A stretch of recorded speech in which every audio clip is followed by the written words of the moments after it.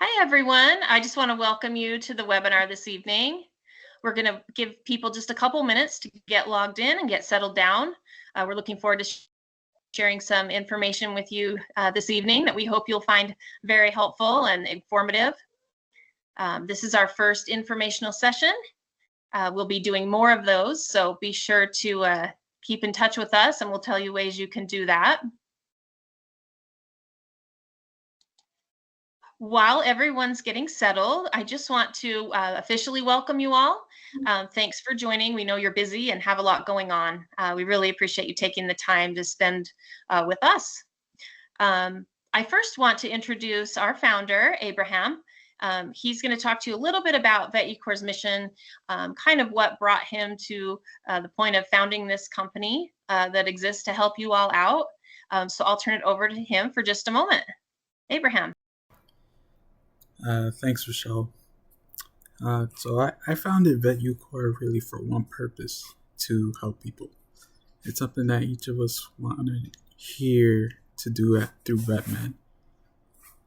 Those in VetMed really make an important impact on the lives of the public, whether it's they're treating the family pets, providing care for exotic animals in the zoos so we can appreciate them in person, or taking care of the working animals that have important roles and tasks to do. So I initially went to school with the mindset of becoming a veterinarian. I went through a pre-vet program, searched and applied to vet schools, volunteered and shadowed at shelters and clinics, all of that. But in addition to, the highly competitive admissions process, there were other reasons why that goal was out of reach. So I felt like I had to look for other ways to contribute and make things better for everyone in VetMed. So I found there were many areas where I could help. But I figured the best way was to start with where everyone starts at, finding and applying to vet school. So while most people just focus on getting into any school and becoming a vet, which isn't wrong or anything, but there's a bunch of options and career paths, degrees, and experiences that most people aren't aware of. So to improve like the next generation of vets, I want to focus on that part. But we're not just doing that. We're also going to continue to grow into other areas in education and career development, such as post-graduation internships for specializations, clinical training, and other things as well. All right, so I'll turn it back over to Richelle, and hope you guys enjoy the webinar. Thanks, Abraham. We appreciate that. I think it's important, too, to mention that our company only focuses on veterinary medicine. You may know that already, but we're one of the only, if not the only, company that provides advising and career services that focuses solely on vet med. So you get 100% of our attention. Okay, just a couple housekeeping issues I just want to cover. People always have questions about these things, so we'll get it out of the way. If you do have questions that come up, please just go ahead and enter them into the chat. If we're at a stopping point, we may be able to take those questions live, but we will definitely address them all at the end. We just don't want you to forget your question, so be sure to enter it into the chat when you think of it. This session is being recorded, so if you have to step away, get a drink, whatever, your dog barks, that kind of thing, you will be able to watch this recording, and feel free to share it with others too. If you have, peers that are in the program with you that you think might benefit from hearing about us, then please feel free to share it. I want to invite everyone to follow us on social media. We'll be posting a lot of different articles, blogs, things like that that are helpful in this industry.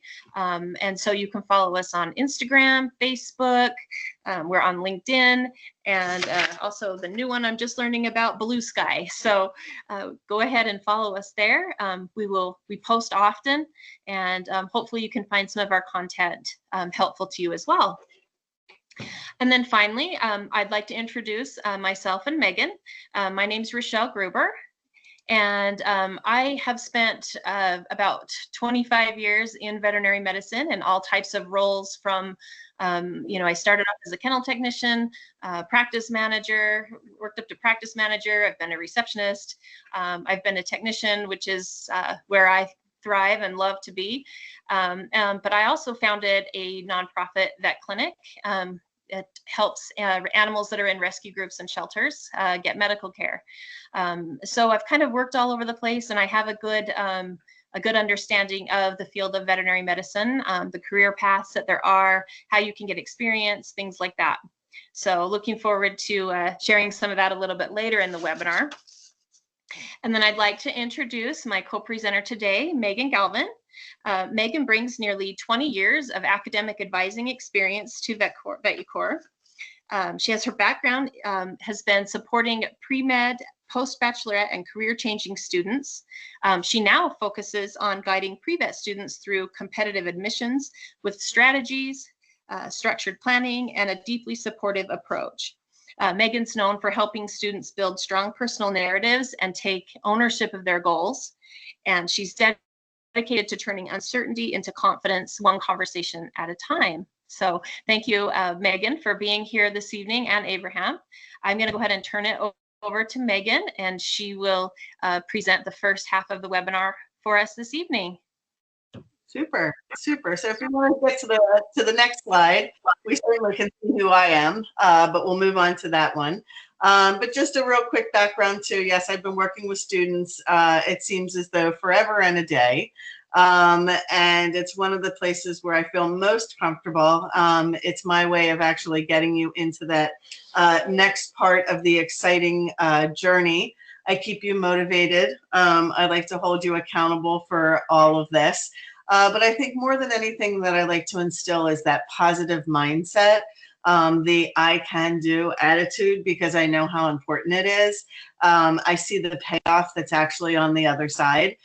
So we'll get to spend a lot of really great time together, maybe even doing some performance coaching, because I do believe that that's definitely warranted. I'm also a complete animal lover. People used to tease me and said I grew up on a farm in a completely suburban area where there was no such thing. But it was always a lot of fun to come to my house because we did have quite a few farm animals.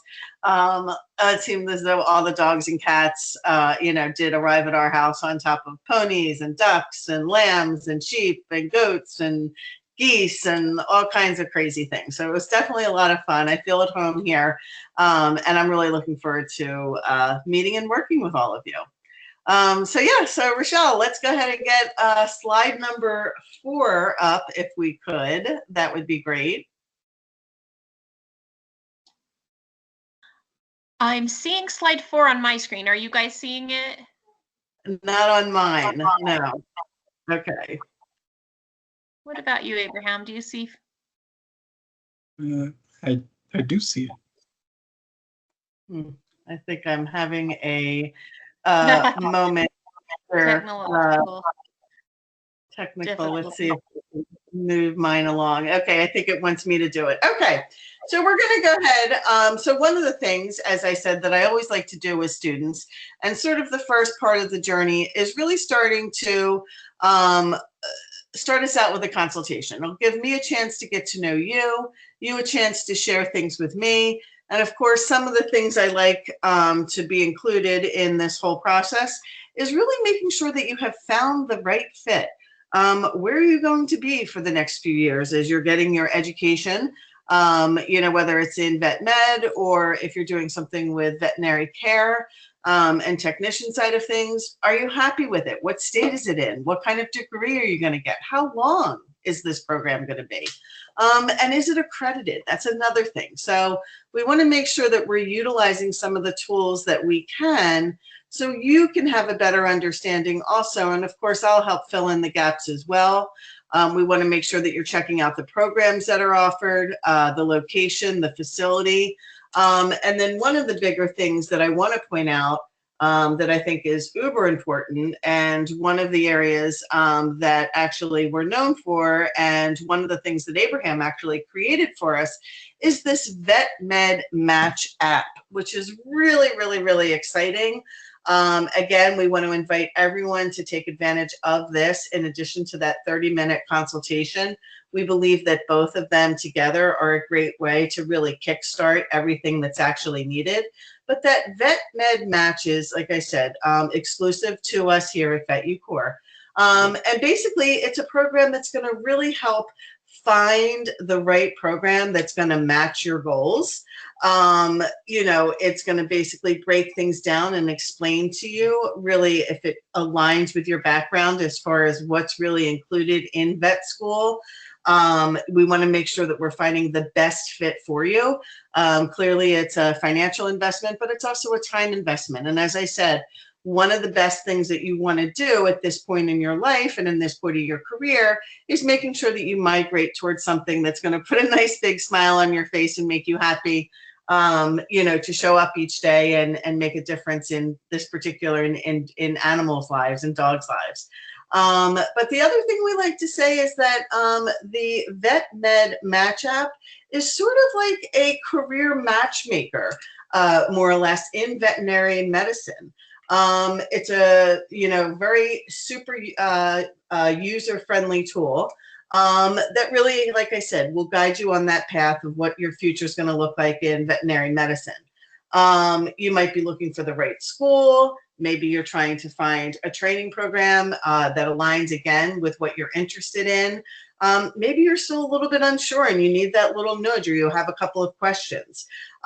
This platform will really connect you with the opportunities across the entire country, which is fantastic, bringing you even closer to that end result, giving you access, but more than anything, giving you what it takes to become that veterinary. So I think that's pretty exciting. And as I said, it's something we want each and every one of you to be trying out. You can find that on our website. We'll be chatting a little bit more about that. And as I had said, Abraham was the exclusive proprietary. That's part of his background of things that he's actually developed for us. Now, the next thing we want to always make sure is, when we're planning this, do you have your prereqs taken care of? What are my prereq requirements? Typically, they are designated or required courses that you need in order to be accepted into a program. And for the most part, these are going to look a lot like our sciences. They're going to be our bio, they're going to be our general chem. Richelle, sorry, I moved along with the presentation, so I am on the next slide, pardon me. With bio, with lab, the general chem, orgo, obviously you want to have that with lab, physics also with lab. Many different undergrad do offer a variety of animal science type courses. So again, you want to make sure that what you've taken aligns with what your program to be also is asking of you. And then of course we have our English and our writing courses as well. We are, yep. And excuse me, yes, we are on the prereq requirements, pardon me. Yep, okay. And then check for additional requirements. Some schools may also even ask you for statistics, you know, these days biochem. In fact, in the MCAT, which I realize is not necessarily what we're looking for here. In fact, there's only two schools that take MCAT, but biochem is actually a huge part of today's MCAT world. And then, of course, we do have some of those higher level animal science courses that we need to be taking. Okay, if we could move on to the next slide, that would be super. Okay. All right. So what do we need to do, or what actually needs to happen for these entrance exams? Are they scary? I would say, yeah, they can be, but I say the bigger part of what we do together and part of what I'll be training you for is really preparing for that entrance exam, whether it's your graduate GRE exam that you're going to be taking. As I had mentioned before, there are 22 schools that actually do require, veterinary schools that do require the GRE. 4 of them require the VCAT, and 2 schools are actually accepting the MCAT.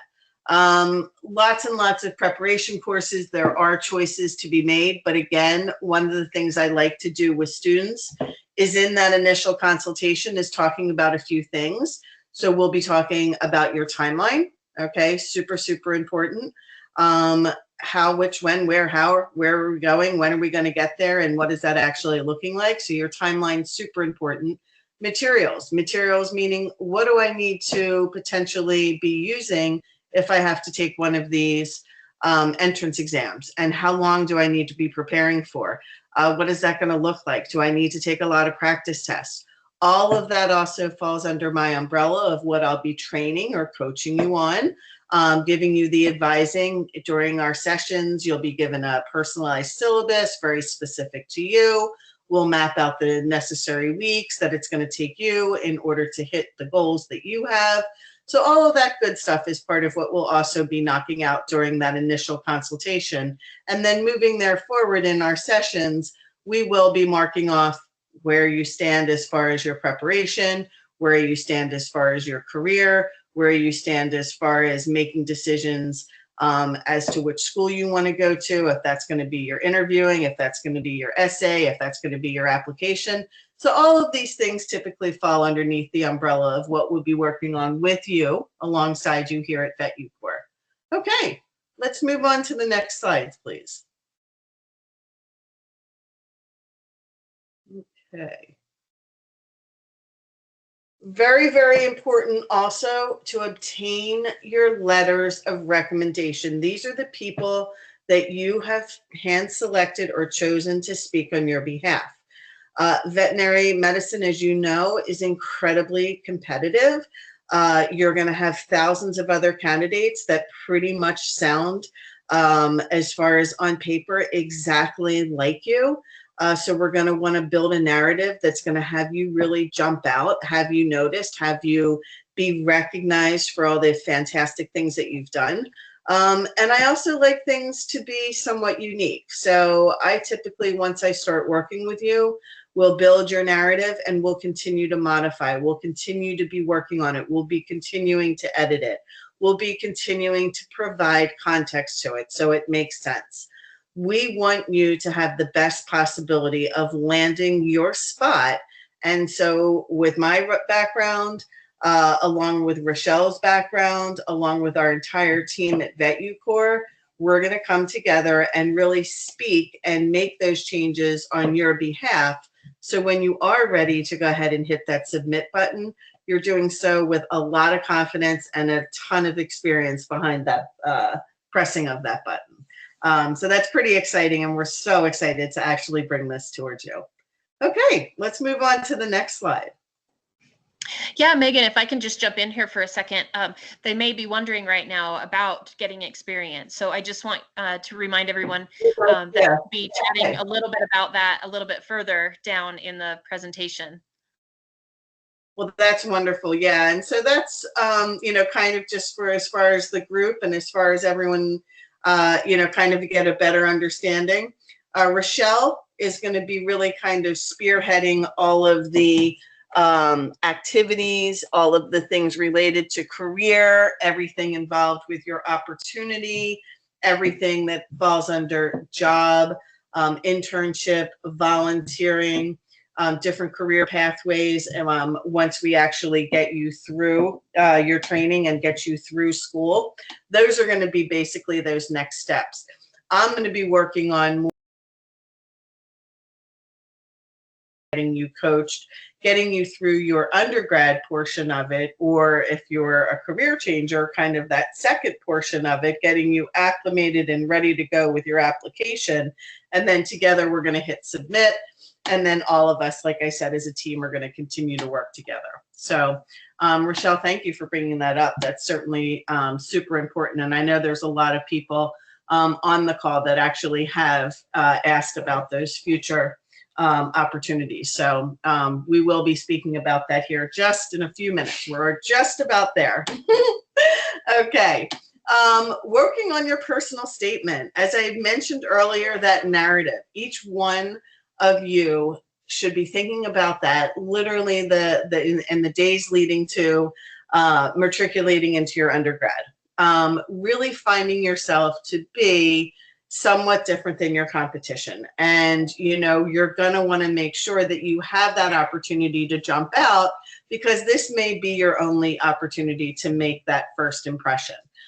So we really, really want that to be strong. And it's okay to be a little bit different. It's okay to be passionate.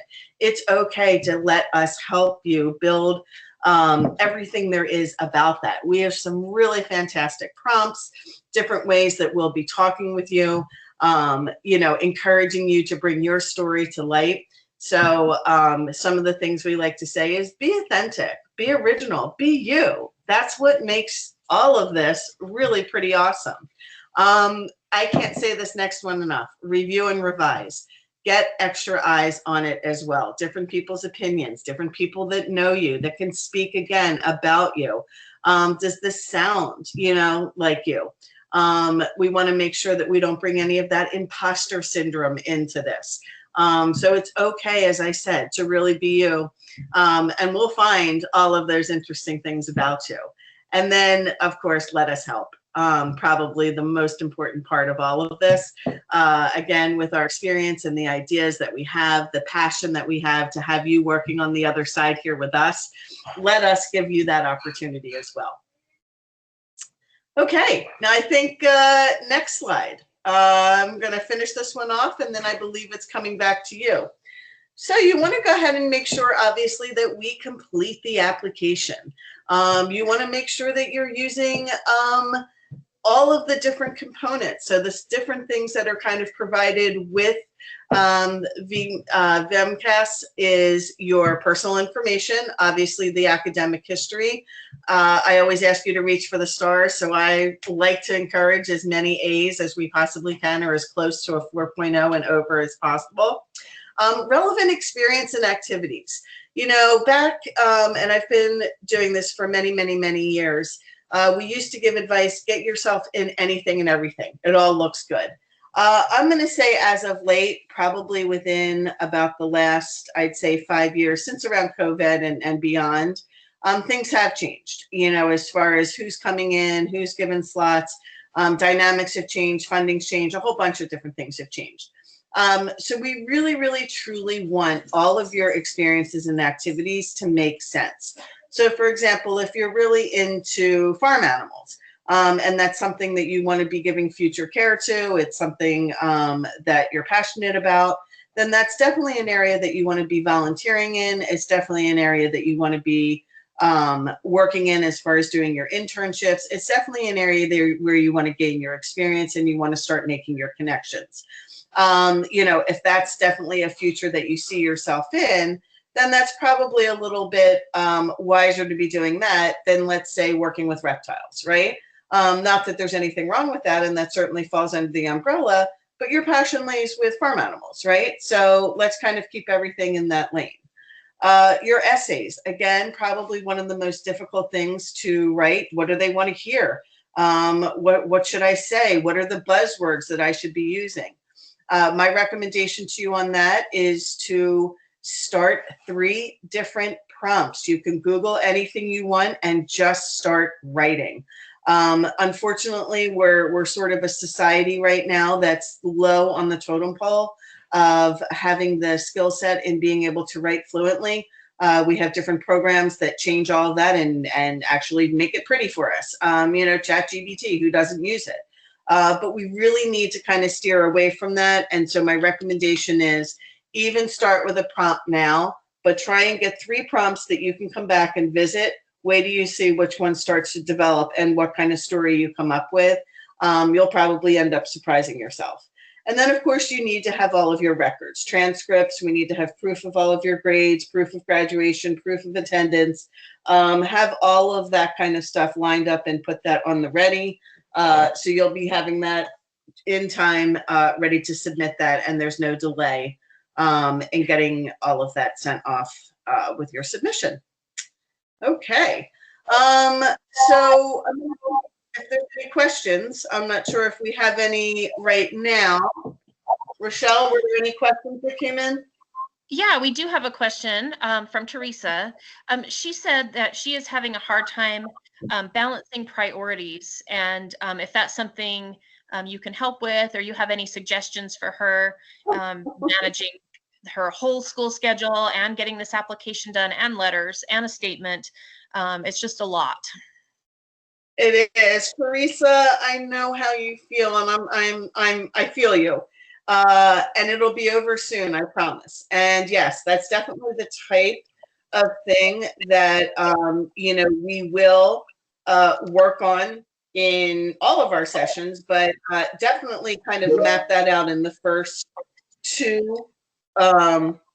We could do that on the first two sessions, where I also combine in there some of the executive functioning type skills. That tends to be incredibly helpful also for budgeting our time, doing time management, and really kind of working through a lot of the requirements that is actually necessary. So great question. And yes, definitely a high priority type thing that we work on. So it's nice to have someone else figure that out for you. Sometimes when you're in the middle of it, you just don't see the type of opportunity that I do. So yeah, Great. I'll try and make it a lot easier. Yep. Yeah, thanks, Megan, and thanks, Teresa, for the question. We don't have any additional right now, but don't forget to enter your questions into the chat, and we will stop again at the end and save plenty of time for questions. We're at about almost at half past the hour. I was going to say 6:30 because that's the time zone I'm in. So we're right on track. We know that your time's valuable, so we will continue on, but go ahead and enter those questions. Okay. So I'm going to talk a little bit about how to get experience. There's so many different ways you can gain animal experience. If you've never, if you've just grown up loving animals and you knew this is what you wanted to do your whole life, but you haven't actually had that chance to work in a veterinary practice or, in a shelter, things like that. There's all types of opportunities out there. And when you start looking through VetMed Match, it can really help you determine which schools, like which type of experience. There's a very holistic approach to reviewing applications these days that didn't used to be the case. And they really look heavily at the experience in a lot of situations. So, of course, you can go, apply for a job at a veterinary clinic, even apply to volunteer. Those are, obviously some of the most relevant experiences you can have. And right now we'll talk a little bit more about this in a minute, but there is sort of a shortage of staff in vet clinics. So you're more than likely, if you go in, you have a good attitude, even if you've just had pets at home and that's your only experience, you're likely to get hired, as an assistant in training, things like that. So always check with your local clinics. Now, that being said, I realize that students are very busy already. Many of you are, full-time school. How are you supposed to work and go to school and do all those, get everything prepared and, have Megan help you with all your stuff? You've got a lot going on. So I encourage you to look for other opportunities. There's pretty much every community has an animal shelter. You can always go into an animal shelter. Most of them are nonprofit or government organizations that do accept volunteers. They'll train you. You can spend time with the animals there, hands-on experience. Maybe you like behavior. Maybe you like to do training and things with animals. There's always a need for that type of thing in our shelters and with our rescue organizations. So that's very valuable experience as well. Finally, you can work with researchers in veterinary medicine as far as developing, there's always sort of studies going on, and you can usually access these through your college or university. Head over to the biology department and see what type of research is going on. If there's any connections there that you can, jump in on and help, volunteer, or sorry, the word has left me right now. It's not intern. A research fellowship, I think it's called, maybe. That might not be quite the right word. But again, very valuable experience. Even if you're working, in a department, you're working on cells rather than dogs, that's still very valuable experience. So all those things can definitely add to your application. As far as getting experience in a clinic, if you don't have any connections, we can absolutely help with that. We've built relationships with many of the veterinary practices in your areas. If it happens to be an area we haven't yet, we're happy to reach out for you and try and get you in the door to get some experience. So don't worry if that's something that's stressing you out. That's another thing that we're here for. VetMed Match also tells you the number of hours that most of the schools prefer, if there is an hour requirement. So that's very helpful to know as well for your application. So one thing that I really like about Vetucore, and I mentioned this already, is that we really, our only focus is veterinary medicine. So we really keep our finger on the pulse of what's going on in our industry. And there's a lot right now. VetMed has been in the state of transition for at least 5 years that I have really been feeling it.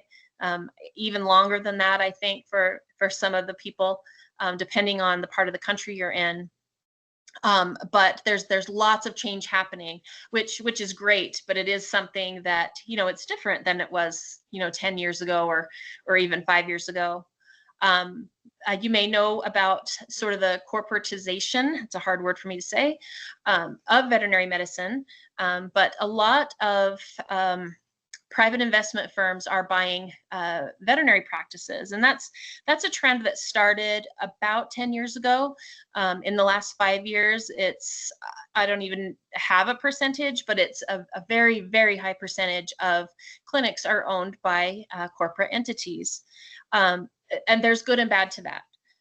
The positives are that corporations bring more money into vet clinics as far as the funding that they have available. Technology has increased. Clinics that used to, barely have an X-ray machine now have, the ability to do a CT scan, things like that. There are still private practices around, and they have a little more autonomy. So it's just something to be aware of. Again, I'm not saying one is good and one is bad, but it's definitely, do your research if you want to go into this field. And again, we can help with that. We know the big players, we know the small players, but it's definitely kind of swung. The pendulum right now is the majority of clinics are corporate owned. It'll be interesting to see kind of how that plays out over the next few years, and some of the effects that that's had on our industry. One thing also that corporate medicine has brought is a lot of specialty practices.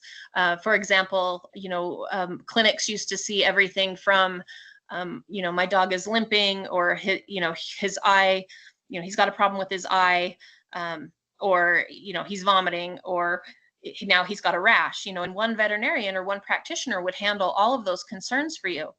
And that's really changed in the last, 5 to 10 years. Now you have a general practitioner who you can go into, kind of like we go into our family health doctor and we say, oh, I've got this and this going on, and they may be able to help you, but you also may get referred out to a specialist. And that's very common these days in veterinary clinics. We have the ophthalmology department, we have oncology, we have sports medicine, even orthopedics for animals. So, the quality of veterinary medicine has really advanced a lot in the last 10 years, and a lot of services are available now that didn't used to be for our pets. So starting the next one, the veterinary shortage that we have. this all started around COVID, and we were all kind of going along, living our lives in our clinics, busy, and then COVID hit, and the whole dynamic of veterinary medicine changed. We went to our instead of our clients coming into the room with us, sitting down, talking about their pet face to face, then now we have to do curbside, where people aren't allowed to come in the building.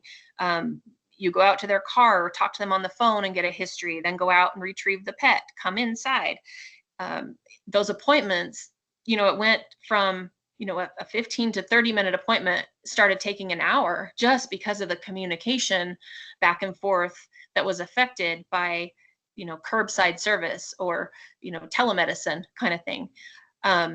So I'm not quite sure what all fed into people leaving the field. I think it's a combination of things as far as these transition, but a lot of people have left vet med, and they have also not been joining vet med as fast, which is why Vetucore is such a great thing too, because we desperately need veterinarians and support staff.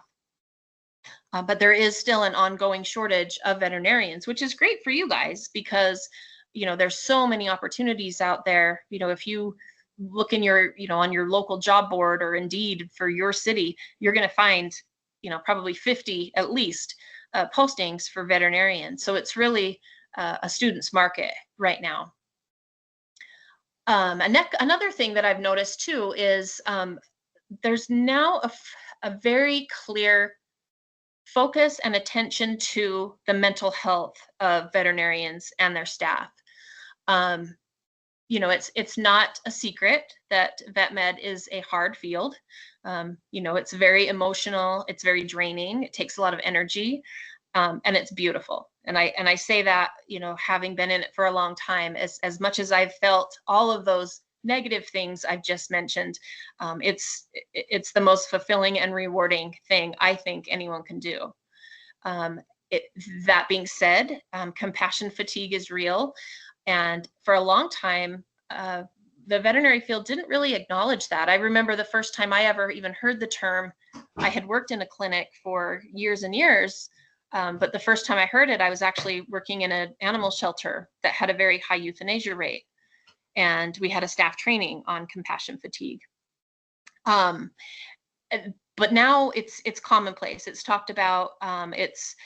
People are aware that veterinarians have, tend to struggle, and their staffs tend to struggle. And so I think that's a really positive development, that, we're aware now the toll that, having this credential and these things within your power from day to day, saving lives, having to end lives, those types of things.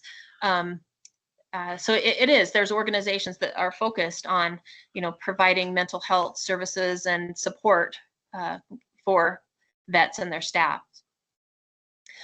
This is the newest one I can think of is AI. That's had quite an impact already. It's still up and coming in vet med, but there's companies out there now that are creating technology that you put a little widget, I guess, in your pocket, and you go in and see your patient, and when you come out, the widget has made all of your notes transcribed and transfer them over to the record.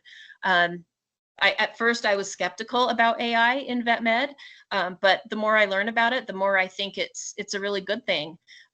Work-life balance is very complicated and complex for veterinarians, and so to have this technology available that saves them potentially hours at night is great.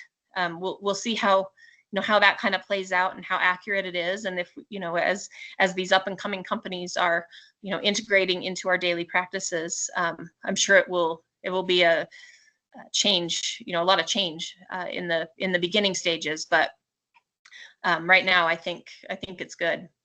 I think it's a good thing. And then finally, this is also a pretty new one from the last few years, One Health initiatives. And if you're not aware of what that is, there's a lot of social services agencies that are studying community health and health initiatives.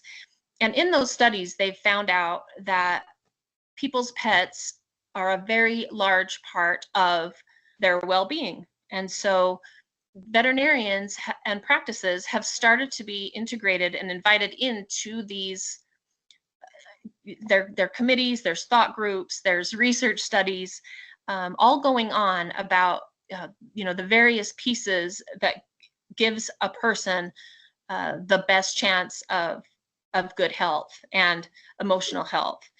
So we'll see kind of how that plays out. There's a few pilot programs happening right now. University of Tennessee is the biggest one that I'm aware of. And they're going into communities around the country and providing low-cost care for people who are already accessing services available to underprivileged or low-income families. And they're starting to subsidize some veterinary care because they're realizing, yes, they need school lunch, and yes, they need subsidized health care, but what about their animals? So I think that's also a really positive change, and bringing us to the table should really have an impact on those folks as well. Okay, next slide. So switching gears a little bit here, I know that a lot of times when I speak to students or speak to people in early in their journey in vet med, they're not quite sure, some of them, or they're a little hesitant or afraid about clinical medicine. It seems it's very intimidating in a lot of cases. Your patients can't talk to you, they can't tell you their history. The owners do their best, but they don't even know sometimes. And so first of all, I think clinical medicine is amazing. It's like you're solving a mystery every day. But I see how it could be intimidating to folks. So what I have to say to you about that is veterinarians are an amazing group of people, and they're incredibly supportive to young graduates. If you find yourself in a practice that isn't that way, move to another practice. Every clinic I've ever been in has embraced new graduates and welcomed them in and been there to support them. Just last week I had a veterinarian who's been practicing for 30 years and a younger veterinarian. We had two the same day, and these doctors had not worked together before. And the older doctor came and got the younger doctor and said, "Hey, can you come look at this x-ray? I'm not sure exactly, I think I'm seeing this, but I just want a second set of eyes on it." And I just thought that was really cool. And I think I really do feel like that's the norm. So if you're hesitant at all about, oh my gosh, can I do this? Can I handle this? Yes, you can. And you will have buddies that are going to help you along the way. That being said, there are other paths if you decide it's not for you, or you're still not quite sure. Clinical medicine, you do, like we kind of just talked about earlier, general practice versus specialty. If you have an interest in, eyes or teeth or something, specific, absolutely, those opportunities are out there. We're getting new board certifications in vet med all the time. And that's a little bit of extra schooling and shadowing, but it's definitely out there. So, a lot of new grads start out in general practice and can kind of move on from there. There's even physical therapy now for animals. So, the possibilities are really endless. So I'm gonna plug it one more time. Don't give up. Shelter medicine, that's also another big one that we didn't used to see. Shelters didn't used to have doctors on staff, and now they do. As we're realizing in our communities that animal shelters need more support, more funding, more and more shelters have added a full-time or part-time veterinarian to their team.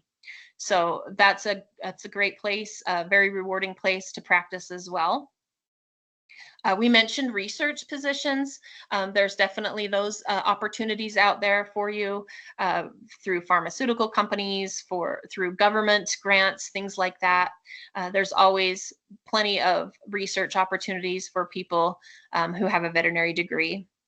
And then the newest one that I see a lot of too is post for positions for veterinarians to be consultants, for new products, for pharmaceuticals, for pet insurance, for AI. There's all kinds of opportunities out there. Again, go on Indeed, do a quick search. You'll find all kinds of things, I promise. And also business development. You know, when you've got a new product or a new medication or, you know, a new MRI machine on the market, companies would love nothing more than to have someone with a veterinary degree out there promoting their product and you know, spreading the word to others, because it really does add credibility. So lots of opportunity out there. Megan, I would like you, if you'd like, to kind of go over the takeaways from today, and then we'll open it up for questions. And you might be. Sorry, I was on. Yeah, I had my mic down. Yes. So I think the main takeaway for us today is number one. It's more twofold, or actually threefold. So I would say the first thing I like everyone to really start to think of is their own personal narrative of what I was sort of hinting at earlier. What makes you you? What is it about you that's drawn you into caring for animals, veterinary medicine, caring for them as far as doing the vet tech, working with a team? Really kind of come up with that narrative about yourself and follow it.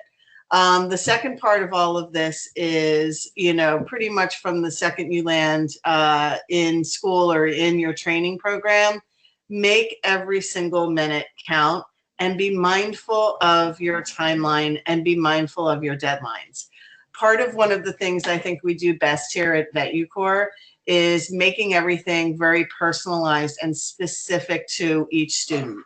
You know, yes, a lot of our students, in fact, most of our students all want the same things, but each and every one of you are so very different. And I think that's one of the best things about our team is that we feel that, we see that, we can resonate with it, and it makes perfect sense to us. And I think that really helps steer who we are when we're working with you to make sure that we do hit the results and certainly get the achievements and move along in the journey with you. It's definitely one of the most rewarding things. And then the final component of it is, you know, really what you've been speaking, you know, so passionately about is really the career side of things, the work side of things, what you're really going to be doing that's going to be making a difference. You know, clearly it's going to be making a difference in better and healthier lives for all of our animals. But for all of those animals that also have families behind them, you know, me, you, little sisters, little brothers, you know, all of that kind of thing makes a huge difference, you know, equally. And then the other side of it is, you know, really finding that right opportunity that's going to suit you well, number one, you know, for training, for shadowing, for really making sure that you're finding the right spot that you need or want to be in as far as your future career. And the second one, you know, locating that team that you're going to be working with. You know, is it going to be north, south, east, west? Where is it going to be? Is it going to be with farm animals? Is it going to be with more domesticated animals? Is it going to be more with our reptile type animals? Is it going to be with zoos? Is it going to be with marine? You know, there's so many different possibilities. And I think that's a whole nother thing that we really also take pride in is that our staff here or the team here really can, as I said, identify with that. And then the final thing that I would say the takeaway is two things, actually. One, we're encouraging everyone to do their consultation because, as I had just mentioned, each person is so very different. And the second side of things is that Vet Med Match. That app that we have is so unique. It's a great spot. In fact, after this call, I would hope to see that completely lit up, and I'd love to see everyone definitely giving that a try. And then, as I said, hopefully you and I will start meeting with the students. At least from this call, we can start getting you in as early as this week, next week, and whatever works best for you. summer's the perfect time for us to also jump feet in first and, get things moving along with you. Sound good? And Richelle, I actually did have a question that came in for you, if we're ready for that yet. Yeah, absolutely. Go for it. Yeah, so we had an Anita. Thank you, Anita, for submitting your question. Do you have different work? It looks like she's saying internships or so, different or volunteering experiences. Is that something that we're doing across the country, or is that something that's specific to the West Coast? Do you have any updates on that? Yeah, absolutely. No, it's not specific to the West Coast. I'm actually in Utah. I know you're on the East Coast, but we've built connections throughout the country. So if it's not something that we, if you happen to be in a rural, sorry, I can never say this word, a rural area, and you're not, around one of our established clinic relationships, we can definitely help you find something through our network. So we're happy to help everywhere. Okay, Anita, I hope that helped you out. And as I said, we'd love to get you on board. Let's start out with that consultation. And, that's another thing. You can absolutely or will specify if you're on your career side of things or looking for those opportunities. You can indicate that. If you're still starting out and just getting things, more or less started with your academics, with your schooling, indicating that, and you'll most likely be matched, with me or one of the other advisors on the team. So. Great. Yeah, exactly, Megan. Thank you. And, I want to remind everyone, your first consultation is free. So, we can have that initial conversation. You can see if you feel like it's a good fit to work with us, and we can get to know you a little bit. And so, yeah, you have nothing to lose if you just go ahead and sign up. We can answer, even more of your questions. Megan, another question came in from Marty. Marty's wondering, how can I stand out from the others when I apply? Excellent question. Yeah. Yes. So, again, I can't stress enough. I mean, your grades are really going to count for about 50%. In fact, it's actually a little bit higher than that. It's coming up to, if I had to be exact, I'm going to say it's probably closer to about 70%-ish.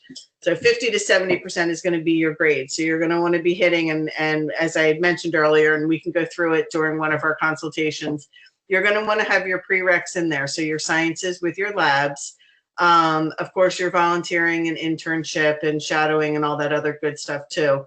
And then in the schools that are actually looking for test scores, that's going to count anywhere from 25 to 30% is going to be your test scores. And then 15% is going to be really focused on the personal statement, the letters of recommendation, any kind of, like I said, that work and volunteer type experience, interview type things. As I had mentioned, make sure the letters of recommendation are coming from people that really can speak on behalf of you. And then working together, with one of us on your personal statement. And then, of course, getting you ready for the interviewing with the school and picking the right selection of school. I when I talk with students, the first thing I'm like, well, give me an idea. What schools do you want to apply to? Anywhere, everywhere, anywhere that takes me. I understand. I hear you when students say that with me. But I do like to spend a little bit more time getting through that because, things can change for you, 2 years into, let's say, one of those very rural areas that you were speaking of. If you're a city girl like me, I'm not sure, how you're going to fare. That doesn't mean you are or aren't. I'm just not sure. So we want to make, it's an opportunity for you to make careful choices. And it's always nice to have a sounding board on the other side of it with lots of experience that's going to point things out to you that you may not even have thought of. But it's all good. That's why we're here. We're here to catch you. Right? Exactly. And as much as, people say I'd like to apply everywhere, it's expensive. So, it's very valuable to be able to narrow that down and figure out where you've got the best chance. That brings us to another question for you, Megan, from Laree. She said, I have applied before and was not accepted. Should I try again? Can you help me? Yes, absolutely. So never give up. In fact, I think I heard those words. I think I heard you say them.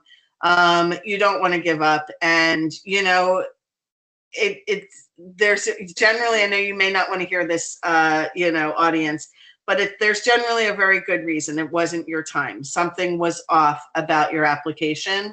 Something was off, you know, again, potentially about the timing of it all. Maybe it really wasn't your time, you know. So these are things, as I said, when you have another person that has your best interests at heart, you know, we're going to do everything we can to get you there. And ironic, or not ironically, but statistically, it actually does take 2 to 3 times statistically for students to actually get their seat and get their career started in veterinary medicine. You know, so I would say that, you know, this is an example of what's par for the course.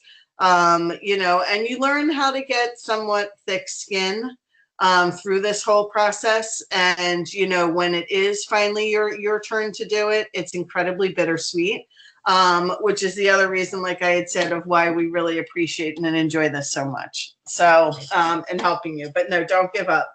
That's the last thing we want to see happen. So absolutely. Okay, I just got a notice that we just have about 4 minutes left, so I'm going to take the last question. Steve says, how can you help me if I'm unsure about whether it's worth it for me to go to vet school? And I think we can probably both contribute to this one. I'll let you start. I've been talking. Steve, I'm biased, admittedly. I think absolutely it's worth it to go to vet school. I mean, if you have to decide if it's, you know, something that's going to work for you and your lifestyle, and agreed, it can be overwhelming and it's a lot. But I think, you know, talking with Megan, talking with me, I think we can kind of get down to the basis of, you know, your desire. You're here because you obviously have interest. And I think, you know, we can help sort of sort through all the noise and help figure out if this is the right path for you. Again, I said I'm biased. I think it's absolutely worth it if you know, you want to make a difference. You love animals. You love the people who love animals. For me, it's a yes. Maybe Megan could be more realistic, but I yeah, I think let's talk. My sentiments are absolutely there as well. You know, I don't give up, and I typically don't let my students give up. A lot of times it takes, you know, maybe a different set of eyes to see what maybe you're not seeing. And that's something, again, that our team is really, really good at. I wouldn't look at any of the no's as complete rejections and, as I said, denials or things along those lines. I mean, it is that, but I think more than that is really taking a step back and rephrasing it, redoing it, and thinking to yourself, something is missing. So what do I need to be doing differently? And I think that when you ask yourself that question, you learn a lot about yourself along the way and make some changes that may have already needed to be made. You just didn't realize it yet. So it's an incredibly interesting, you know, kind of process that you're going through. I'm still learning, you know, and when things don't work in my favor, which, trust me, unfortunately that happens. And, you know, I take my own advice. I try and think how I would approach something differently, how I would prepare better, how I would perform differently or perform better if it was a matter of that. And maybe it's also, you know, a matter of me just reevaluating and having thoughts and taking those walks and really thinking about things, because maybe I'm making decisions too harsh, or I'm making them too quickly, or I'm not looking at the big picture. So I would say that this is just a life lesson that you kind of have to take a bigger kind of look or pause towards. But in the end, it's definitely worth it, and do not give up. We won't let you give up. So you're going to have a team that's incredibly dedicated to you too, which is pretty great. also. So, Absolutely. Thanks, Megan. Okay, well, we're just at time, and we want to respect your evening, so we'll turn our cameras back on here so we can conclude the webinar. Thanks everyone for attending. We certainly appreciate your time that you spent with us this evening. We'd love to work with you more. If you have any questions, things you didn't get to enter in the chat, or something we didn't address, please go ahead and email us, support@vetucore.com. That's also how you can schedule your consultation. You can go to our website and schedule from there as well. And just remember, Vetucore, we have a very supportive, personalized plan for you and provide guidance on your path to vet school. So thanks, everyone. Please have a wonderful evening, and we will see you soon. Good night. See ya.